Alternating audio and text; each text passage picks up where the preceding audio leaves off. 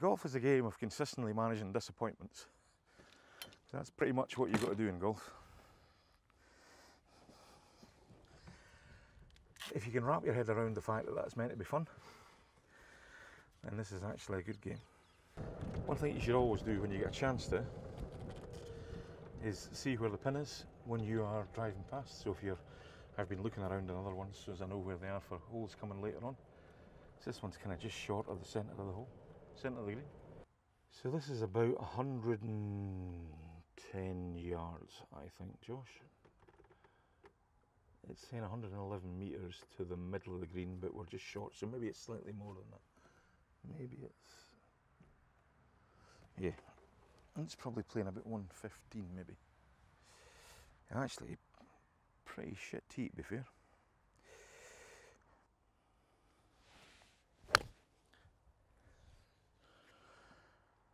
Left of the flag.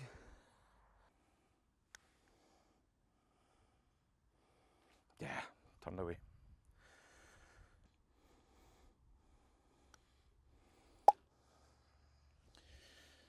Good. Okay. Right, where is the next tee? So the only thing it lets you do now when you try and... Oh God. Here we go. This is what happens when you go the wrong road. So 14, this hole is actually quite tricky because for me, so I have a lot of friends who play this. Spin around, Josh, and have a look at the bunkers. So those bunkers there, for a lot of the guys that I play with, are either just about in range, or just about out, or maybe not quite. If it's in range, then it's really hard. If I had a decent drive, then I can clear it without, without too much difficulty.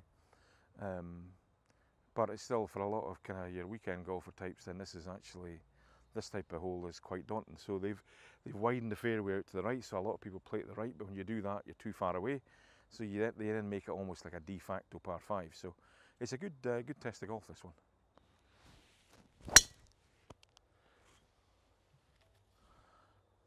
That's a pretty damn fine golf shot.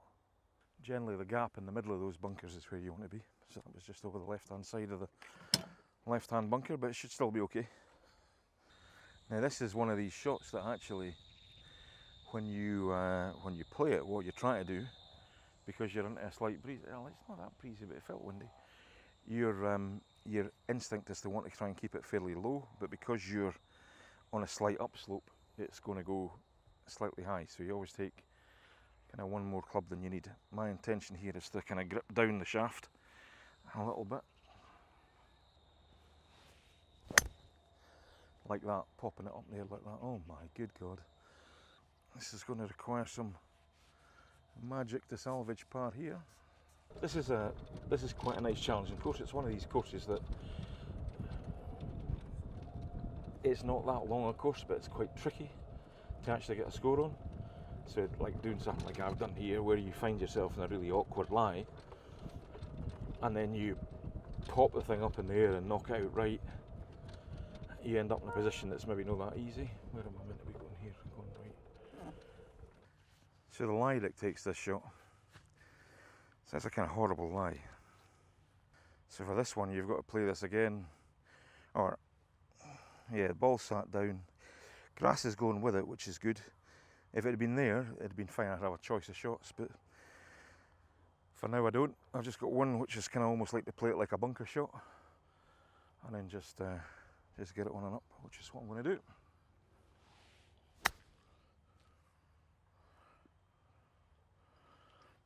And that's okay. I'm happy enough with that. Bonjour. Oui, oui. And there is the extent of my French. Oui, oui. Oui, très bien.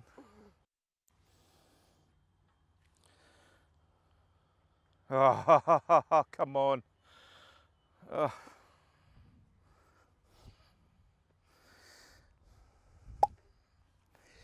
Everyone counts for a stroke. Ah. Anyway, moving on. So, this for me is my favourite hole in the course. It's not that long. but it gives a proper challenge, and that's why I like it so much.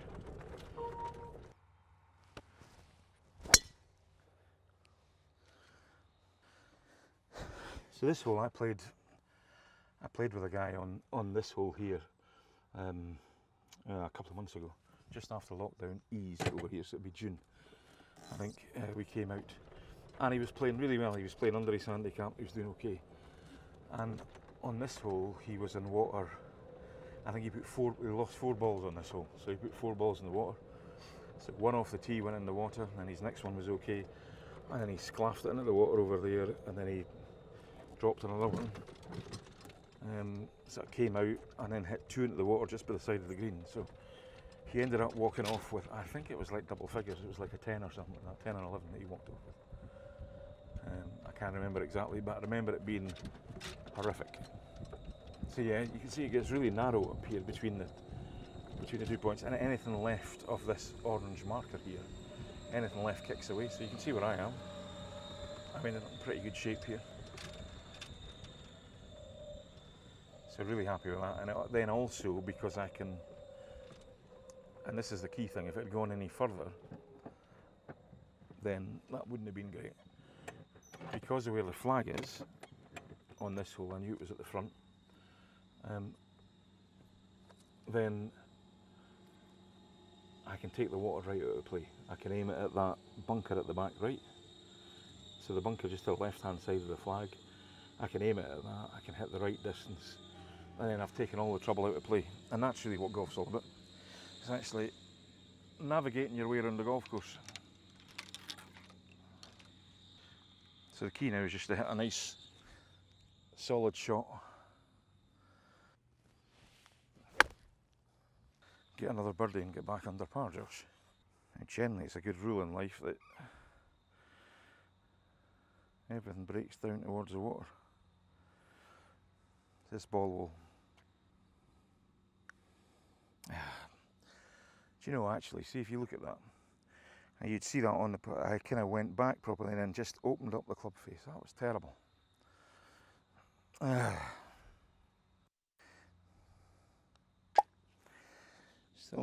So we're now moving to the last 3 holes in the golf course.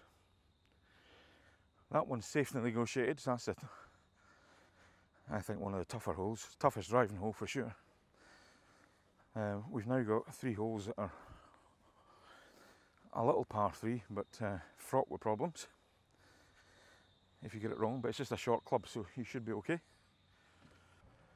It's another one of these wildlife hazards, in that you have generally families of ducks sitting there and laugh at you when you hit your shot. It's kind of what it feels like a lot of the time. This hole, it's not a long hole, but obviously mentally you've got this big challenge in front of you. You've got water between you and the green, water and reeds and all sorts. So the rule here is it's kind of short is dead. So you need to be thinking, it's essentially because it's just a short club, then it's actually you can afford to be pretty aggressive with it. It's gone left a bit, but that's fine. Safe enough.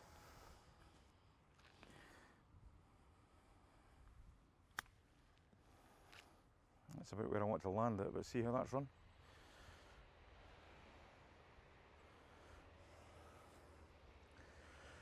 It's amazing how you make a simple hole pretty damn tricky.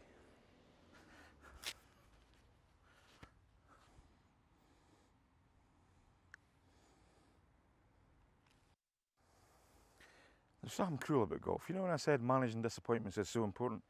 That's what it is. That was a good putt. That was a bloody good putt. Yeah.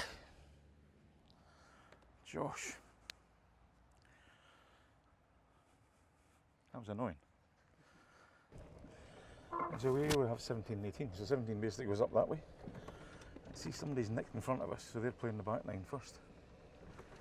And then that's the 18th, which comes back down here. 65 blows by the looks of it.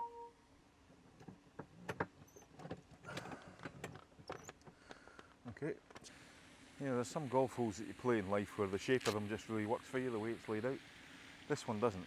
The number of times I've ended up in that bunker on the left hand side, I've maybe played here, I don't know, 6 times maybe.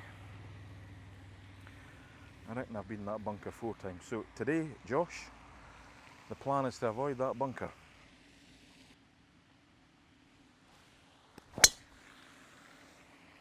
That'll avoid it. Yeah, that's fine. It's probably in the semi on the right hand side. Good, so I'm really hoping that this this little activity that we're doing is going to make me a better golfer again. So over here I play golf with a bunch of guys who are part of a golf society, and they're called the Rivera Expats Golf Society, or REGS for short. And that's a great bunch of guys they play golf twice a week, and the way my schedule has been, I haven't really been able to commit to that. And then I've got a few friends that I play golf with that as well. So we're going to finish strongly here, Josh. That's the plan. So it says here that we've got about 107 metres until to the middle of the hole, 190 metres to the back. So being from the UK, I convert everything into yards. So that for me, and it's into a slight breeze, so it's probably playing something like into the breeze, slightly uphill, 125, 130 yards, something like that. Now the thing about this lie, Josh, you'll see this ball is above the level of my feet, and so when the ball is above your level of the feet, you generally are leaning back as you hit it. So it's really important to keep the weight on the balls of your feet, so as you stay solid through the ball. So that looks okay. Yeah, that looks okay. About as far as we want to hit it. So good chance for a birdie to get the one back that we dropped in the last. Golf as a game is just about plotting your way on the golf course. And some people do things habitually, so they hit the ball with a slice or they'll hook it. And so you just got to allow yourself to play for that. So aim left if you're slicing it, aim right if you're hooking it. Oh, you're kidding me again! Oh my God!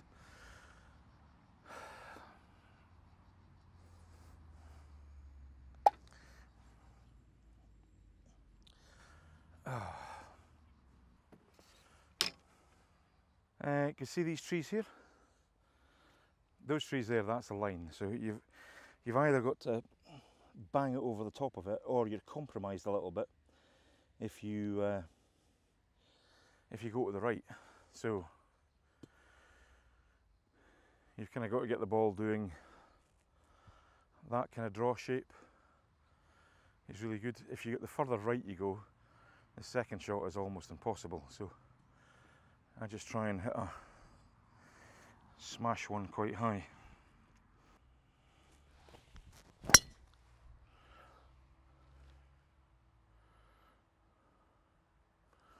And that's okay. Just cleared it no more. So last hole, you always want to finish strongly. So what we did there was we hit it over the top of that tree, which was our line. Hopefully we've carried the bunker. And if we have, then we've got a nice shot. Whoa! Sorry, Josh. That was not what was planned. Ah, there we go. Look at that, Josh. Look at that. Perfect. That is perfect.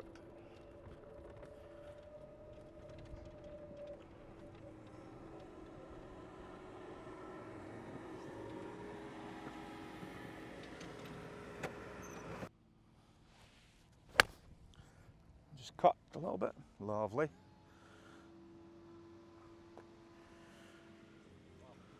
That looks okay, Josh. Because the ball's slightly below your feet, and I had slightly too much club, and I was scared about the water on the left. And so what you try and do with that, if you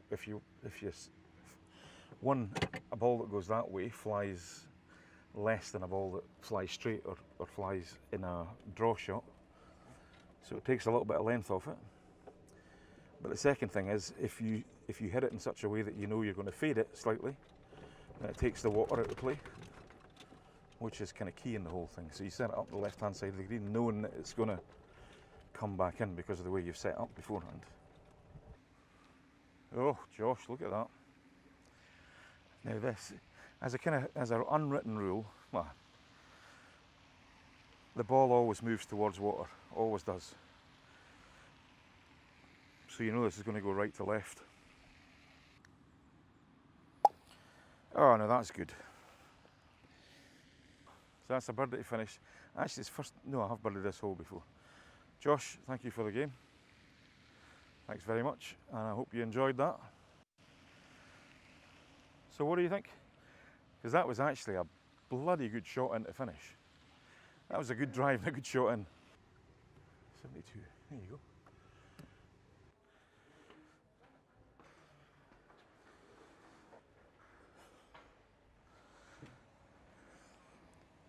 So actually, you know, a place like this, one of the great things about this clubhouse is the food they serve. And I have to say, like in the UK, I've found golf club food and drink caters. It's a kind of pie and chips brigade, which I have to confess I've been part of in my life. I've thoroughly enjoyed many trips to golf courses where you've had good solid homely fare. They do really nice food here, though. I don't know if we'll see that, but they're because we might be too early because we started off really sharpish. It's only 11:20, so we probably won't have the time. But yeah, the food here is fantastic. It's a really friendly clubhouse, and of course you've got this fabulous outdoor space with a terrace all the way behind you, where you can overlook the 18th green, so you can see what's happening out there. And so, why do people come here? Well, this is one of the reasons. Most definitely the weather, because you are in this part. So if you imagine the map of this part of the world, from Monaco in the east to Saint-Tropez in the west, a lot of people flock here because you get the weather. Climate year round is fantastic. In the summer it doesn't get too hot. I mean, this year, what was the hottest we had, Josh? About 34, 35? Yeah, something like that, which is plenty hot, but it's still not, you know, mental. I've holidayed in Spain and Portugal before where you've been up in the 40s, and that becomes really uncomfortable. So typically you have this temperature spread from, so like in the middle of winter you're maybe down to 15, 16 at its coldest, up to 34 normally at its hottest, and you have 2 months where it's above, where it sits mostly above 30, and 2 months where it sits below 20.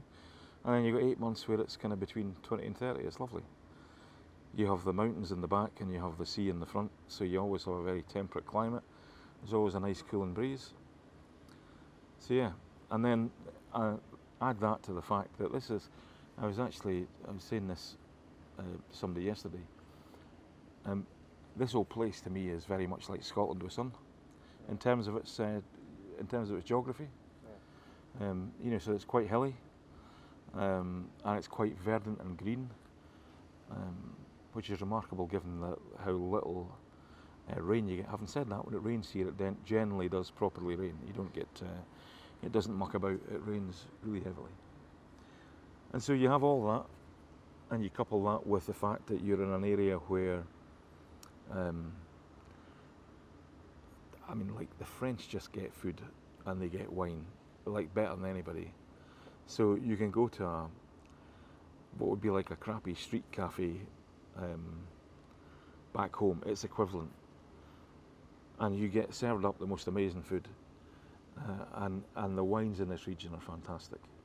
So yeah, all round, if you like me, if you enjoy a nice climate, merci beaucoup, madame. Merci beaucoup.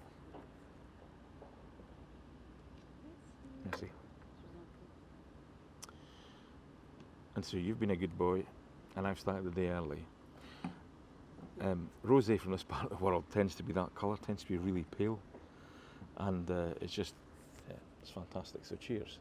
If you watched this through this far, thanks very much for watching, and yeah, we'll see you next time.